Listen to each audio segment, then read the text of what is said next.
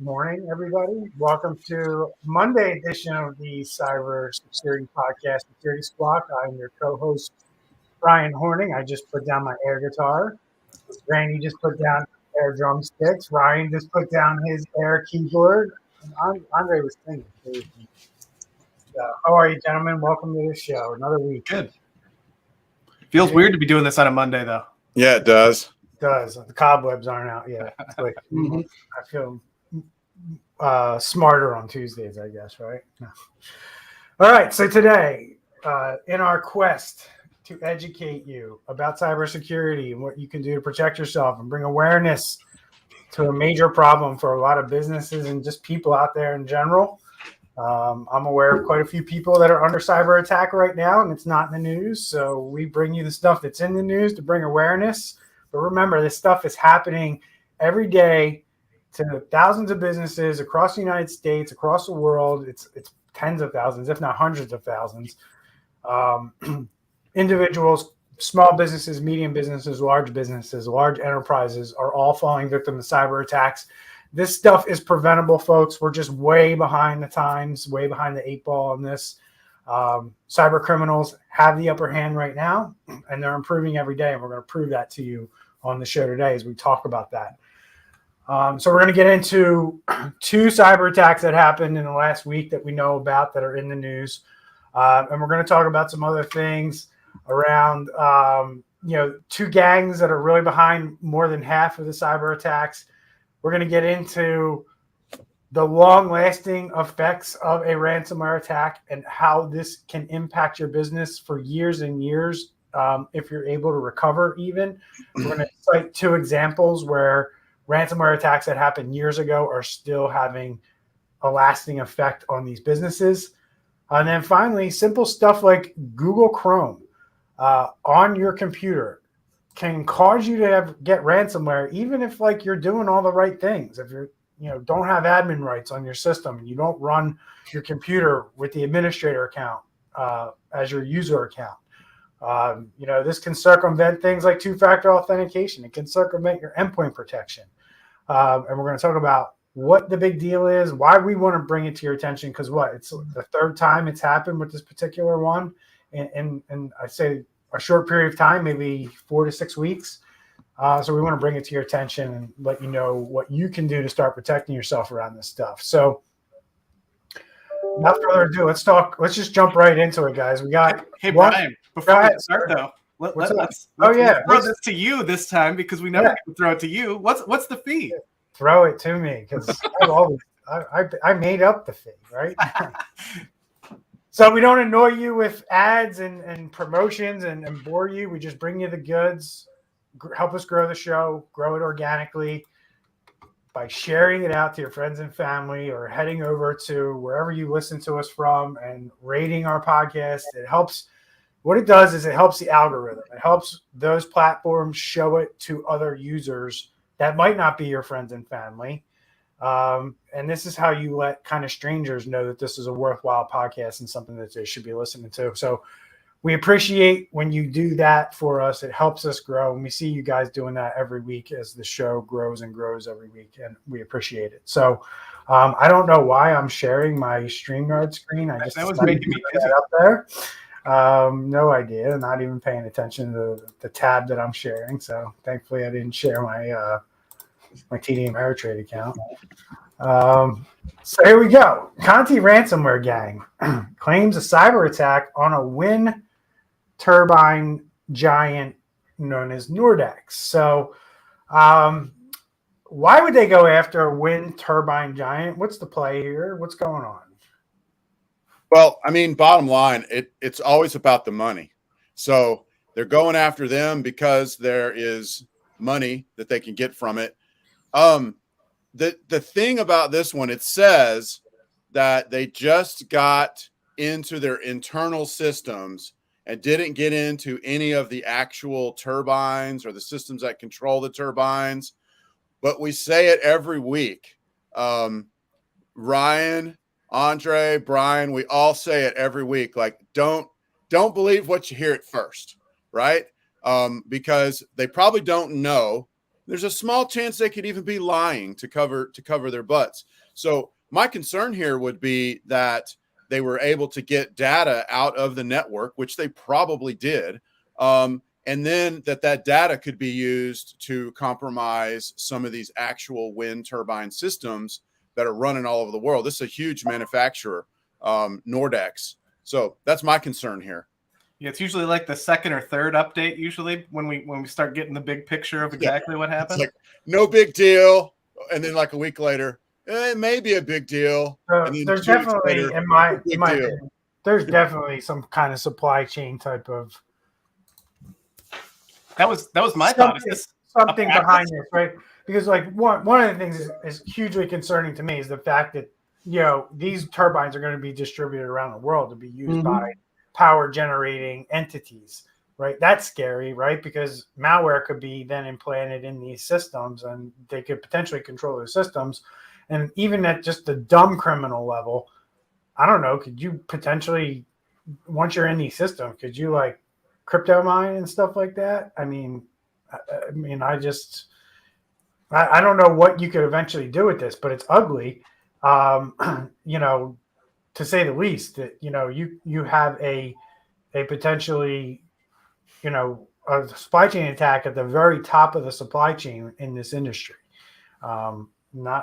This, in my opinion, is no different than when Kaseya got hacked in our industry, right? That these turbines don't run without software, right? So could the software be compromised, and could that lead to further attacks down the road as their software is distributed? It's the same thing we saw with SolarWinds and Kaseya.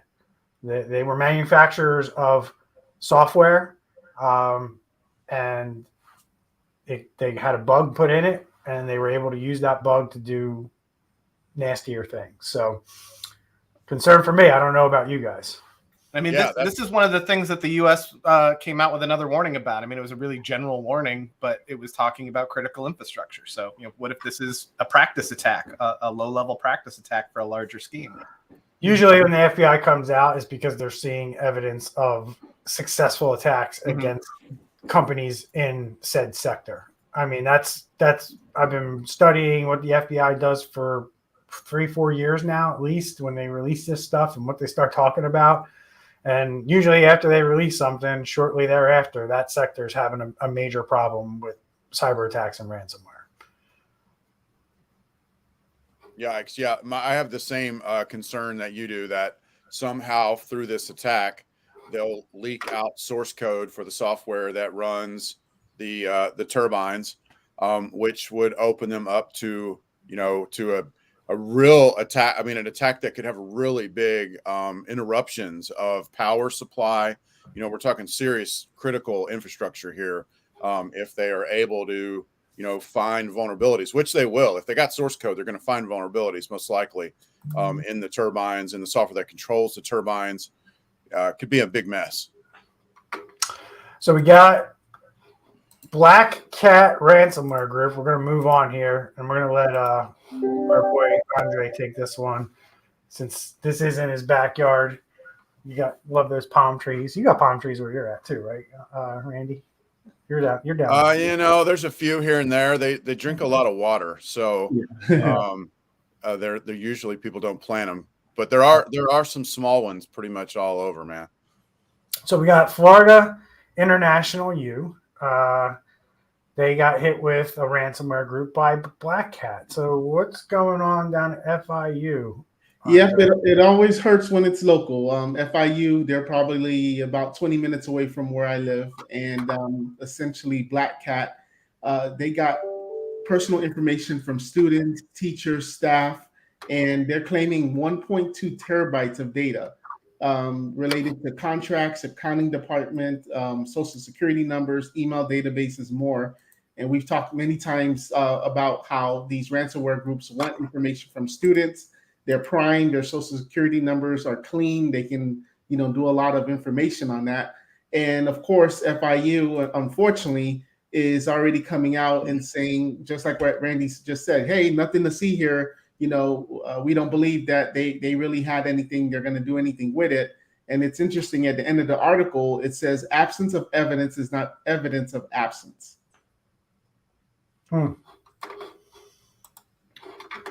Thank you for that, Andre. I mean, it's pretty straight up that these schools,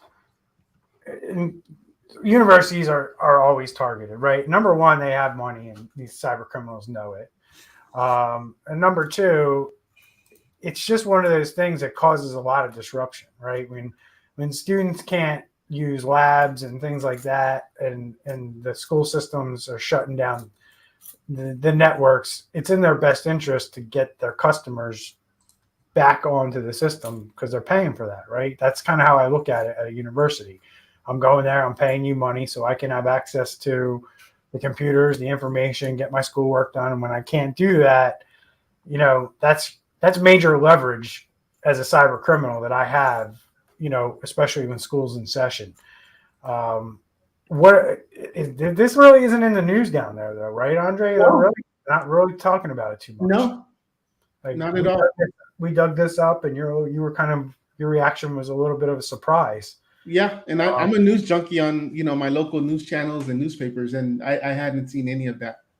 And it just goes to show you guys that this is happening right in Andre's backyard. How many other ransomware attacks are happening in your backyard that you're not hearing about? Right. I know of one in my backyard that's going on right now. Nobody knows about it.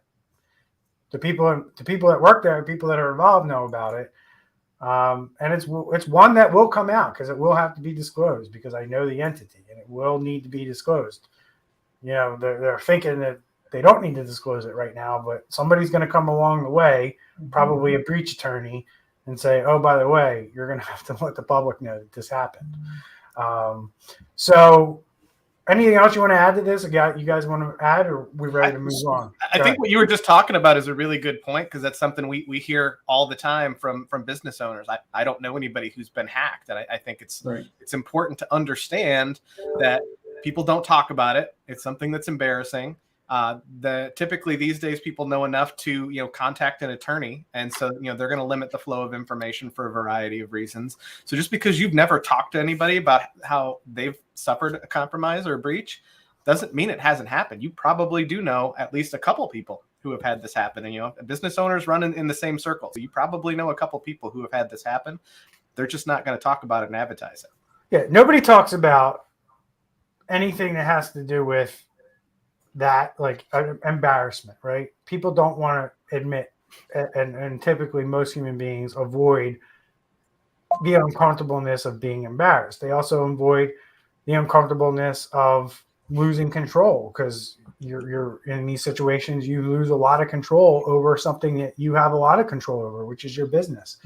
The other thing too is that people get embarrassed over just going out of business, which is a real thing that businesses are faced with when they're in the midst of a cyber attack. Is my business going to survive this? Are we going to be able to make it through this cyber attack? And this is another reason why your buddy's not calling you up, or your friend who runs a certain business and got cyber attacked. They're not running out to tell their friends that this just happened to them. This isn't like, hey, I just got hacked. Don't answer any messages from me on Facebook. That's not really being hacked, by the way. The thing that I struggle with this is just people don't like telling other people about this, because once it's happened to you and you look at the things that you could have done to stop it, it's like, wow, that's so obvious. And that's part of the embarrassment is they don't want to admit that they could have done something to stop this. But they don't. It's not obvious to them until it happens. Like when we talk to them in the beginning, it's it's not going to happen to me. We don't need to do this. But all of a sudden, as soon as it happens, it's embarrassing enough to where I clearly should have done something about this. So that's the struggle. Yeah, but it's, again, like we try to warn people. It's, if something happens to you, it's probably too late. It's like, that's why we use the analogy of like seatbelts and car safety, because like you can't put the seatbelt on after the accident. Or while you're going over the cliff. Right. Like you just can't. Like these are all decisions and all stuff. It's like, if you die and you don't have life insurance, so you can't buy life insurance after you croak, and you can't stop ransomware after the cyber criminals in there doing this thing. Like it's over at that point. But there's a lot of things you can do on defense to prevent a touchdown, right? And that's how I look at it all the time. It's like we're constantly on defense here, looking for the best way that we can put out the best defense that we can. And sometimes, we might play a little offense. We might intercept the ball and play a little offense. But for the most part, we're a very defensive-minded organization here, and how can we play better defense and prevent these things from happening? So, and that's the thing that's going to help you too if you do get attacked. And because nothing is 100%, so we need to realize that as well. But if you do get attacked and you were doing things to prevent that, that's a whole different ballgame. Hey, this kind of stuff happens. This is the reality we live in. But here's what we were doing to try and prevent this, and things can still happen. Yeah. Hey, Brian, can you go back to the previous one for just a sec? Or you can talk about it. Go ahead. I just want to throw in real quick about Black Cat, because Black Cat seems to be taking the place where Our Evil was. They're really up and coming, a different kind of a business model, ransomware as a service, which we've talked about a lot, but they provide all of the support and all of the back end stuff. So basically the franchisee, if you will, just gets access, and then they're going to handle negotiations. They're going to handle all that. We're going to see a lot more of these guys if they don't get shut down, between now and, soon. Well, we're going to talk about that in a minute. So don't steal the thunder. Jesus. Wow. Come on, man. All right. So this is an interesting stat to me. The two gangs are behind half of all the attacks. So seriously, there's two groups in the world that are kind of cleaning up shop here. So, it's Lockbit and Conti, right? I think I have them right. And basically, between the two of them, they're responsible for 58% of ransomware attacks. Now, I'm going to caveat these statistics real quick before Ryan goes into the details of it. Number one, these are the ones that we know about, right? The data of all the cyber attacks, which is a higher pool of data to pull from that we don't know about, versus what we do know about, is way less. So we're only talking about maybe 20% of the total ransomware and cyber attacks that happen out there. And of the ones we know of, 58% of them are Lockbit and Conti. And I'll let Ryan go in a second, but I'm just going to say, I just think that these particular groups target big companies that have to disclose this stuff. They go after bigger fish, bigger paydays. There are still groups we've never heard of, individuals that sit in various places around the world who cyber attack and target small businesses and will take way less money than what these guys are asking for. And they're still doing the same thing and still causing the same havoc. So, Ryan, what's give us some detail on this article. I know you dove into it. Mm-hmm. What are some interesting things that you took away behind these two guys? The thing that I take away from this, and this is going to tie into what we're going to talk about next, and what Randy was just alluding to, is these groups are built like businesses, right? So Lockbit and Conti right now are kind of the higher end big corporations of this world. There are still hundreds, thousands of these other smaller groups that are doing the same type of thing, just like you were saying, that are attacking these smaller groups. These are the ones that are getting all the press right now because they're hitting the higher value targets, the larger targets. So, and they've got the resources to do it. They've got the processes in place. They've got HR departments. They are structured just like a big business, right? And that's why we're seeing more from them. They just have better processes right now. They have better funding. But that's allowing them to target much larger targets. I mean, we talk about how nothing is 100%. Most of the time, these attacks are going to be on smaller businesses by far, using more of like a net phishing type attack where they're just going after whoever they can get, right? Whereas some of these larger groups are specifically targeting larger companies and having bigger payouts and having national news attention kind of thing. So I think that's the big thing I take away about this is the structure of this.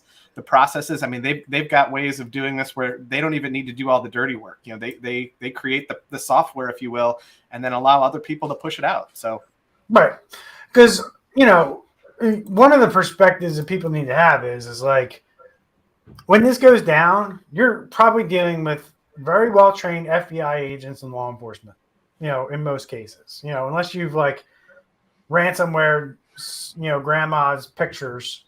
Nobody's coming to help grandma, right? But when you're talking these particular groups at this level, they need that type of operation to get successful and be paid, because you're negotiating against professional negotiators. So you need to have a pretty good operation behind you to accomplish what these guys have accomplished. So lest anyone think they have dreams of becoming a ransomware hacker and working by themselves and deploying ransomware on these companies and making millions and, only having to work for 3 months out of their whole entire life and then they retire into riches, you're going to be sorely mistaken when you figure out how difficult it really is, what type of pressure situation it really is. And if you're not really good, you're probably going to get caught. I mean, look at all these teens that we are seeing get caught left and right now. And, they're behind these groups, which we don't know if it's one kid or really well-run groups. But as time moves on and we get reporters out there who meet these people, start to interview them, start to interview people that used to work there or know people that work there, we start to see that there's some really tight operations out there. This is the 1%. This is the Fortune 500 of cyber criminals is what we're talking about right here. Right, guys? Mm-hmm. So, yeah. Just to go back to your point about too, the numbers and the number of companies that are not disclosing and tying that back down to those business owners who aren't reporting this. I mean, there's going to be a percentage of businesses who, they just throw away all their computers, buy new ones, and start over from scratch and don't tell anybody about it. And those stats are just not going to be a part of this. Yep. But that happens more often than you think as well. 100%. These two gangs are also Russian based. So with current geopolitical situations going on, we really ought to keep keeping our eye on these two. Especially Conti supposedly has ties with Russian intelligence. So we'll see what comes out of that. Good point, my friend. All right. So 2020, I just want to kind of go into, before we touch on kind of what Ryan and Randy were alluding to on how well built out these organizations are behind the scenes, really paint a picture for people to start to understand, like the neophyte kind of mentality around this stuff, where people who just don't understand this and don't know, and they're kind of being brought into the world of cyber criminals, cyber attacks, and what could actually happen in their business. A lot of people think it's just like an event. It's just like, oh, it's a 2-week thing. It's a 1-week thing. It's a 3-week thing. We'll get through it, right? Here are 2 examples of 2 entities, and I would say that the larger your entity it is, the more likely something like this is going to linger on for longer periods of time.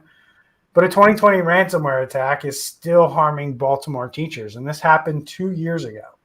I'm not going to go into a lot of detail because we've covered that Baltimore attack a million times, but again, they're still dealing with this problem, and they're not the only ones. You also have Scripps Health. Scripps Health is another group that they are sending out their second round of breach notices a year after they were cyber attacked, and they were hit pretty hard and pretty big. So these are things that we want to make sure businesses have the perspective that this could impact your business for a really, really long time. If you're not big enough, if you're not resilient enough, you're probably going to go out of business as a result. But you got 2 pretty big entities here, I would say well-funded entities that really aren't going anywhere. And they're still dealing with this problem. I mean, Scripps Health is a hospital conglomerate out in California, very well-funded. And they were unable to prevent the cyber attack, and now they're dealing with all of this for years now, and it's going to continue. It's not going to end this year. They're still dealing with all of it. So, and this isn't, Ryan, I know with your the company that you were helping out, mm-hmm. I'm sure that they're a very small business. Yep. I'm sure the ramifications of that are still being felt today and are going to continue to be felt. Absolutely. As they move throughout the year. Yeah, I mean, and we talked a little bit about this in the agreement room. I think a lot of people, their first response is, "Oh, we've got backups. We'll just restore from backups and we'll be good." Well, one, that doesn't always go nearly as quickly as you think it's going to. Two, a lot of these attacks these days are finding ways to destroy those backups, so they may not even be an option if they were there in the first place. I mean, how many of these businesses that get hit with something like this that didn't have the proper protections in place? Usually that means that there's some lapse infrastructure-wise as well, so they may not have things to recover from in the first place. So yeah, these things take a while to recover from. Yeah. And why is that? Because leaked documents show Notorious Ransomware Group has an HR department, performance reviews, and employee of the month. And we haven't even mentioned the fact that companies that don't clean up correctly get cyber attacked again. They get ransomware again. You can happen within 2 weeks or a month. But let's all of us kind of wrap in on this one because we're going to talk about this one and we're going to talk about Chrome next and we're going to wrap it up. But I was blown away when I read this article. I think Andre shared it with all of us last week. I was blown away. I wasn't surprised by anything I read here. But I was interested. Employee of the month kind of blew me away a little bit. And, and the fact that they have employees working for them on certain aspects, right? So you think about, how Ford Motor Company perfected manufacturing, right? Where they broke everything down into little tasks that, nobody needed to know how to build the entire car. They just needed to know how to screw, the lug nut onto the tire, right? Get the tire on using the lug nuts. And that, that was his job. And he might have done 200 tires in a day. Who knows, right? Kind of starting to see a similar thing here, guys, is you got guys that are running adware ads, right, for the ransomware group. So what does that mean? It means that they got somebody who's really good at getting ads in front of your face and getting you to click on them that then lead to ransomware when you click on that ad. And that's a thing that's going on, right? And these guys that are doing this don't know that they're working for guys that are deploying ransomware when somebody clicks on the ad. They're just really good at getting people to click on ads. Just like you would hire somebody in your company to help you get leads because you want more traffic, more leads for your business. These guys are doing the same thing. And like I said, they are not aware that they're doing it for a reason. We saw this with phishing. People who were really good at creating phishing emails and getting people to click on phishing emails had no idea that the emails that they were crafting and creating were actually leading to somebody getting to ransomware. And this is a real thing. And this is how deep it goes and how well organized these businesses are. Because you got to call them that. You can't call them. You can call them criminal businesses, but you can't just think that this is some dude sitting in his mom's basement getting you, to click on something. These groups are structured better than most of the small businesses we're trying to protect. Some of them are structured better than some of the software vendors that make some of the stuff that are used in protection and backups. I mean, they've got R&D departments, right? They're not just having one guy throw some stuff out. They're learning from this stuff and improving upon it consistently. I mean, that's what we're up against. We're up against a very well organized machine that's in a lot of respects making more money than the people paid to protect against it. I mean, think about it. I run my business, right? My marketing person has no idea how my operations team and what they do behind the scenes, right? But my marketing person knows how to get people to raise their hand and say they're interested in our services, right? But they don't, and it's like you said, right? It's very much like a regular business. It's like, it's not like a 3 or 4 guys that know how to do all this stuff. They're reaching out to, hey, we're really good at making ransomware. We're not so good at getting people to click on stuff so we can get it on their system. So let's go find somebody who's really good at that. And I guess the thing that blows my mind is the fact that those people don't know what they're creating and where it's going. I kind of feel like you got to be a real knucklehead to not know that you're creating ads that lead to that, right? But who knows, right? It could be like this, right? I look at it like this. It could be, since I have CNBC up on the screen, I could make a fake CNBC news website, and that person could think that they're just sending traffic to CNBC, right? They do an ad, here you go, but it's a fake CNBC website. And if you click on my ad or download and go to my site and, I get you to download something or click on something, and now I can get a payload on your system, mission accomplished, right? It sounds simple, but that's reality. Am I making it too simple there? Or Yeah, I think that's, so obviously some of the employees working there know for sure what's going on. Right. But if you look at Ponzi schemes, a lot of times, a lot of the lower level people don't know. Like, you can't tell me all these people that's calling about car warranty know that it's a whole scam. I'm sure they think that it's actually a legit business for car warranty. And we use a lot of the times ransomware gang. And when you look at, like, for example, the drug trade, you have the very top people that are just pushing out all the drugs and things like that. But then you have the lieutenants and you have like the street criminals actually doing the work, and they're the ones getting caught. And then from there, all this? I'm in Miami. Yeah, car warranties and cocaine. That's Miami. But yeah. Yeah, but as soon as as soon as the law enforcement gets on the bottom, of course they're trying to, flip and try to get to the top. But by then they close down that ransomware group and open up a new one. All right. So up on the screen, I have kind of a org chart, right? And it's interesting. That org chart is a little weird, right? Normally it's like a top down, and this is very much like all roads lead to executive management. So affiliates are the people who get into your network. Okay. Just so you understand how this is laid out. Affiliates are the people who get into your network, right? The ransomware group does not get into your network. Somebody else does. So somebody else is pushing out the spam, pushing out, the different stuff to get you to click so they can get access to your network. Once they have access, then they contact these guys, right? And they have, let's just start at the top left, R&D. So, right, red team. How can we get lateral access? So what's the red team doing? They're once they get access from the affiliate, then they're figuring out how can we get more access? How can we get this ransomware deployed? Maybe the affiliate has access to a computer or server, but how can we get access to the whole entire network? Because we don't want to just encrypt one machine. We want to encrypt the whole entire network. So you got red team people trying to figure out how to use vulnerabilities, look for vulnerabilities, and exploit those vulnerabilities so they can get deeper and deeper into your network and make this a lot worse for you. Developers might be writing code, Python, to move laterally, move across the network. Reverse. Help me out on that one, guys. I have no idea what reverse means. I have no idea. Which one? Reverse on R&D? Reverse engineering, probably. Reverse engineering. I got you. Code. Okay. All right. Third-party service operators, again, looking for different service operators that can help them get deeper access into your network.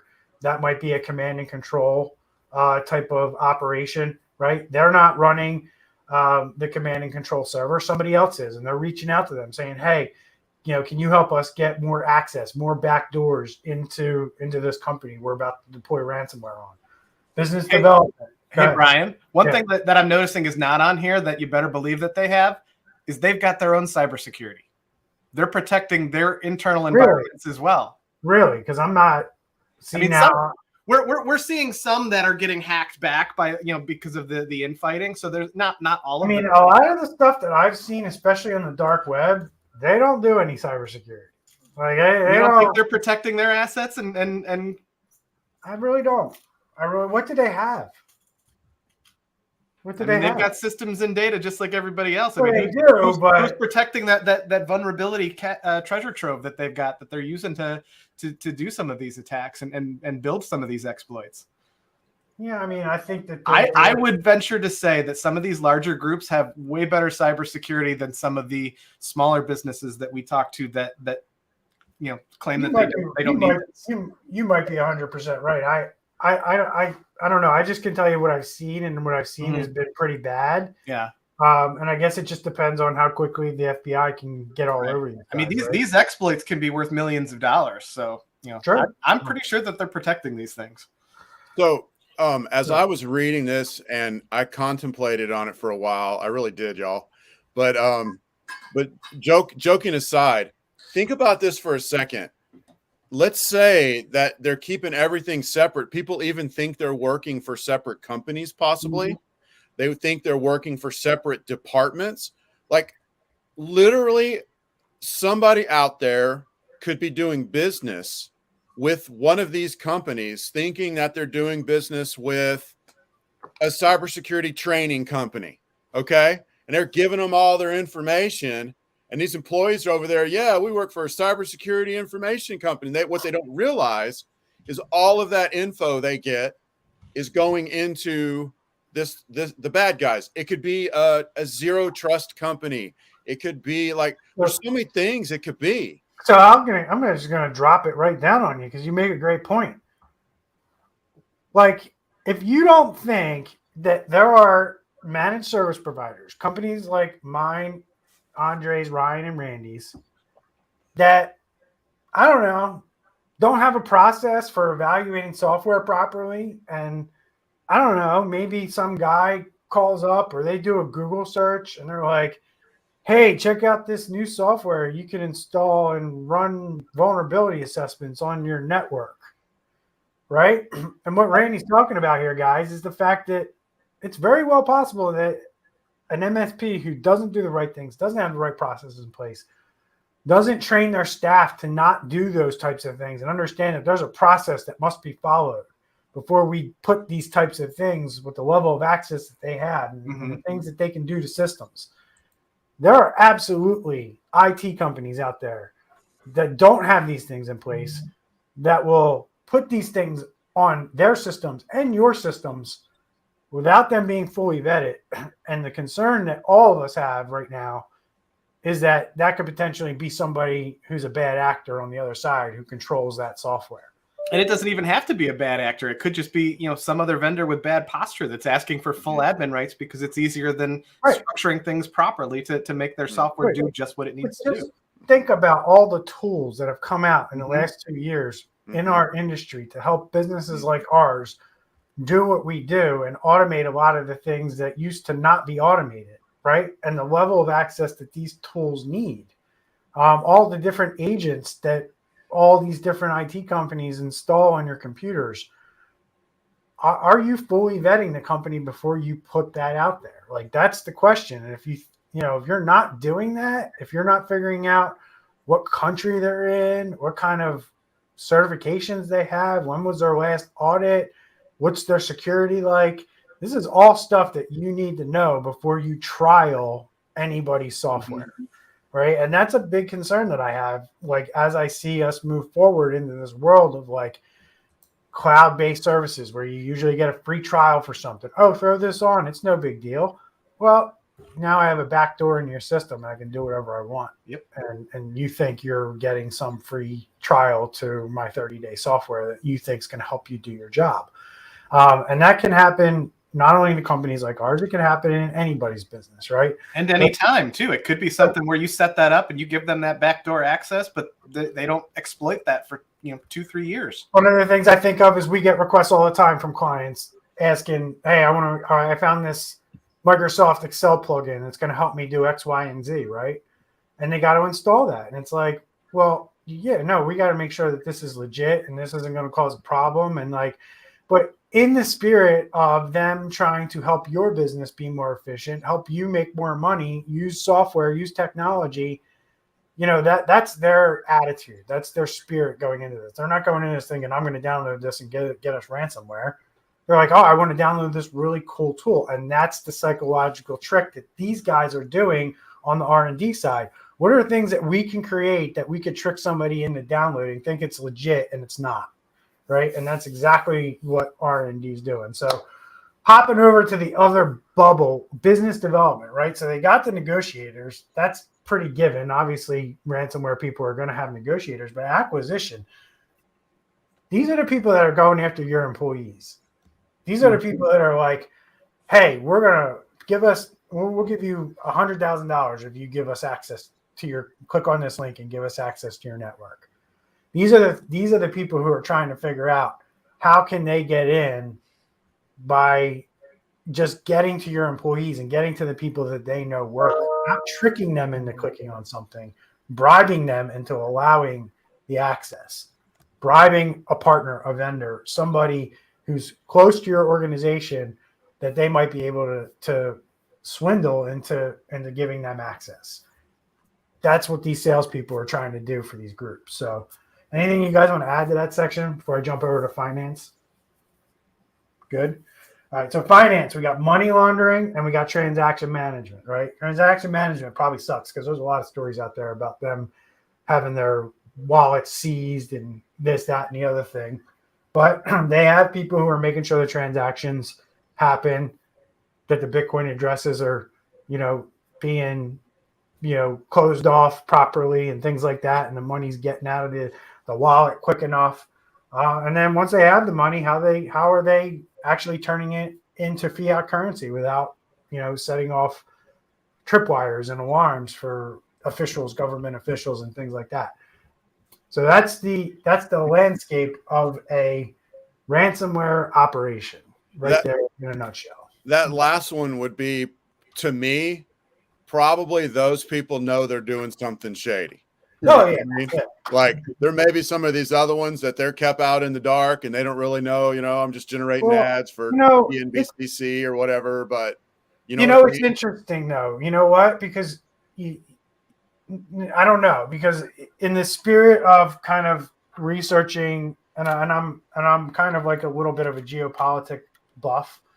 But obviously with everything that's happening over in Ukraine and Russia, looking at things like how we know the oligarchs work, right? And they, it's no secret that a lot of these oligarchs have girlfriends and they're put up in places all over the world that, they live in for free and the money's funneled to them. Those people are actually, obviously somebody in the middle there knows they're doing something illegal, right? But there are people who are actually doing the laundering, like turning it into fiat, right? So, hey, I'm going to pay you in Bitcoin for the rent this week. You just need to make sure you get that converted over and make sure you pay the rent, right? And that person who's paying the rent has no idea that Bitcoin was just sent to them from a ransomware attack, right? And that's how this stuff actually goes down. So, good stuff, guys. Anything else we want to add before we move on? Good. We can talk about this probably for hours. Yeah. All right. So wrapping it up, big vulnerability out there, folks, that we really want to educate you guys on and make sure you understand like the ramifications of something, again, that's not really hitting the news too crazy, but it is a thing. It's a concern for all of us because it's happened so frequently lately. But you wouldn't think that downloading software, now, like, let's assume you work at a company and every time you try to install software, you get that little prompt saying you need admin credentials, which is a good thing. You need somebody to kind of type in a username and password so you can do that. Hopefully you have that security in place at your company. So to install Google Chrome, you would need that little username and password, right? I plug that in. Now you have Google Chrome on your system.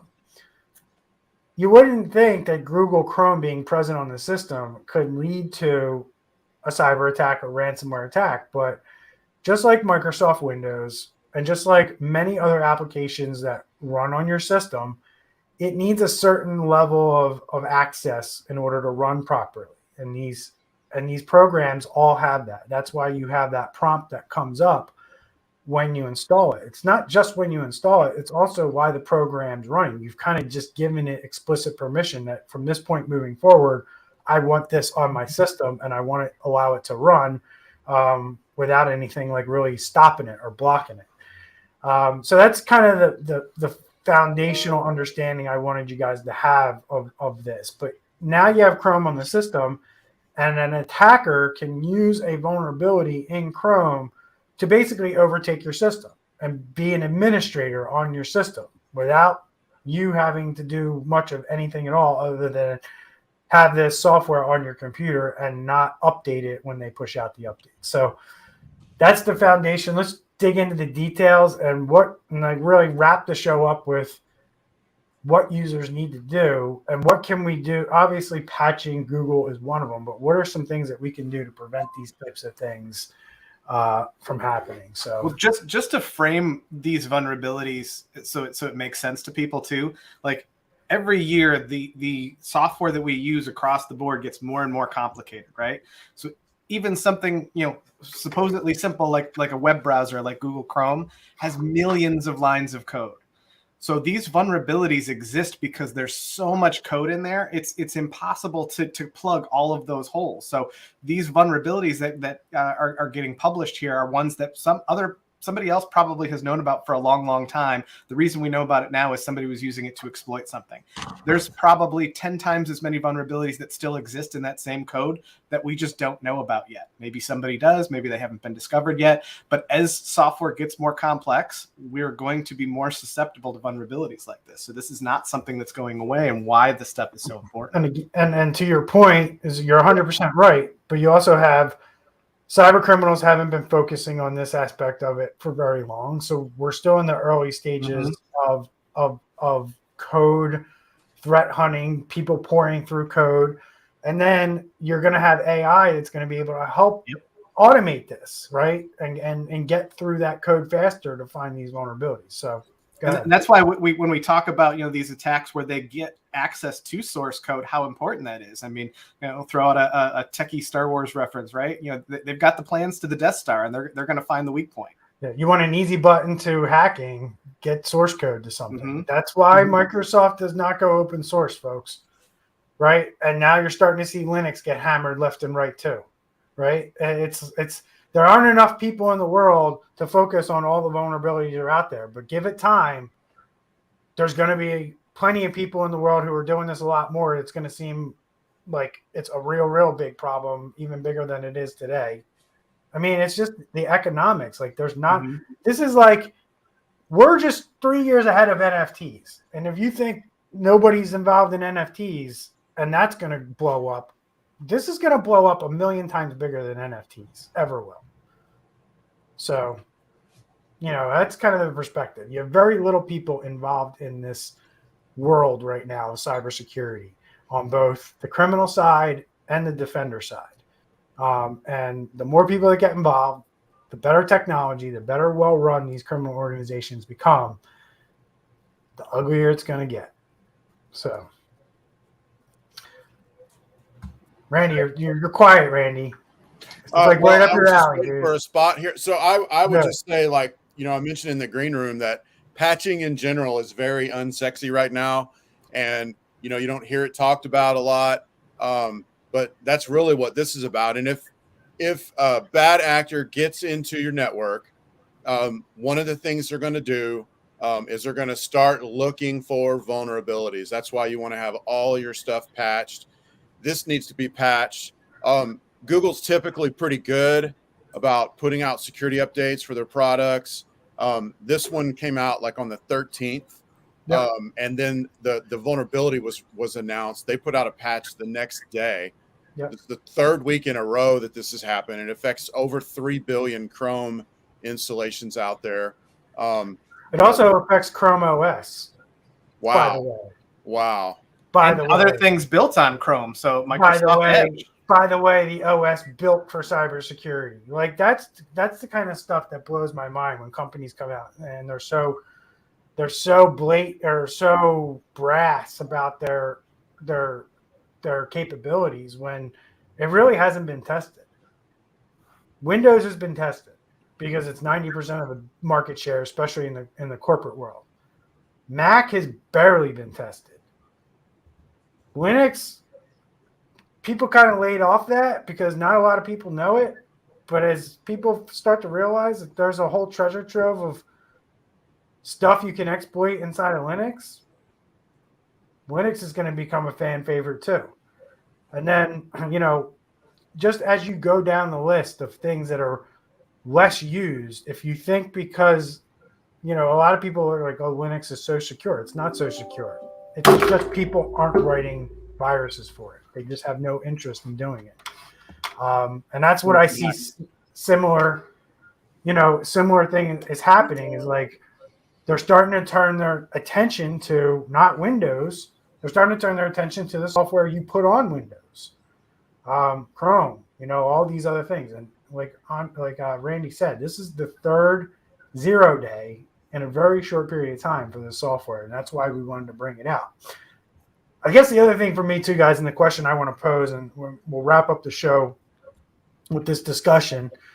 We always talk about, or we have been talking about a lot lately, zero trust, right? And I look at this as a situation where if I'm an attacker and I'm able to exploit your Chrome, my next thing that I'm going to try to do at some point is fire up something else on your system so I can do something, right?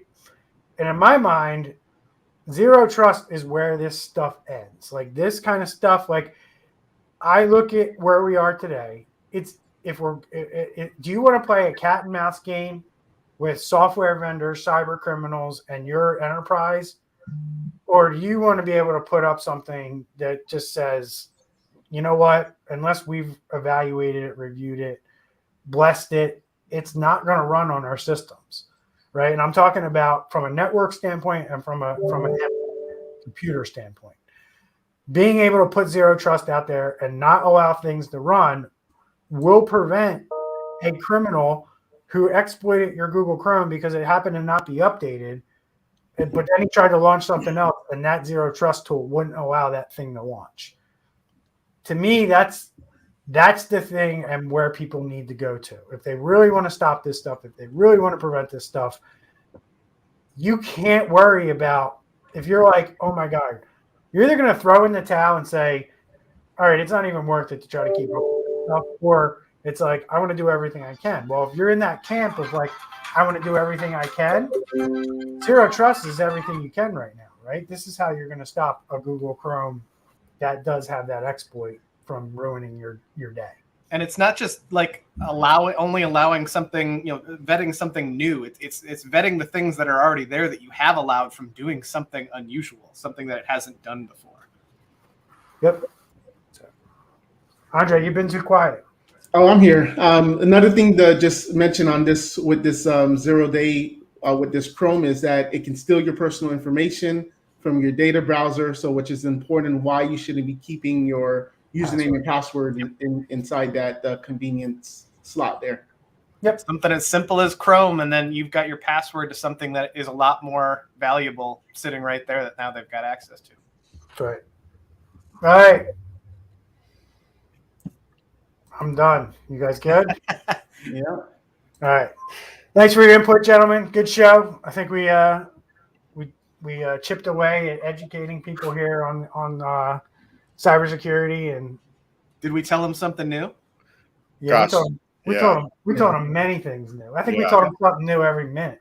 Yep. I think there's people in our community who learned something new. Like even the cybersecurity people learned something new today from us. Well, that's important. You need to realize, even all of us in this room, we realize that there's new stuff coming out daily. You can't assume you know everything. That's right. All right, so that'll be it. Thanks for listening to the show. Please remember to share out our show or rate us on your favorite podcasting platform. We appreciate 5-star reviews, nothing less. And we'll see you in the next show next week. Take care. See you later, everybody. Oh.